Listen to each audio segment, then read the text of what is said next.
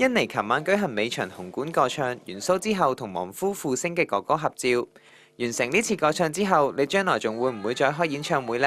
我唔會做concert，因為真嘅好攰。你係咪只係會做演唱會嘅嘉賓啊？如果人哋肯請我嘅話，如果仲要係有嘢啱唱配得到嘅。如果阿 Jam 鄧紫棋揾你做嘉賓，你又會唔會應承呢？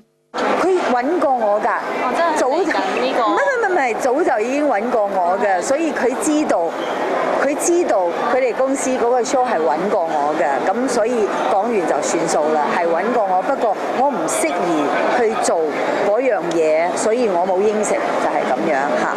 你喺演唱會期間去咗3個生日願望，包括環遊世界、揾到另一半再結婚，同埋再生2個仔仔。你係咪想3個生日願望都可以達成呢？3個都係假嘅，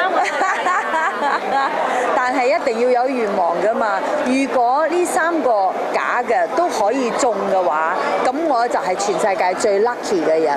環遊世界應該唔太難㗎。你知世界變啦，咁有好多嘅唔方便，咁為咗安全起見呢，就有好多地方都要避忌下咯，即係避忌下就冇咁順心，而且我仲要同個女 book 時間呢，唔知佢肯唔肯陪我去啊嘛。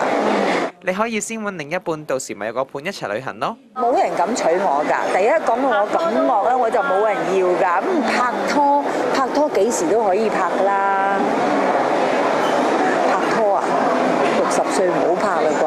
係啊，揾個伴咯，揾個 roommate。囡囡有冇叫你拍拖呢？佢成日逼我去拍拖。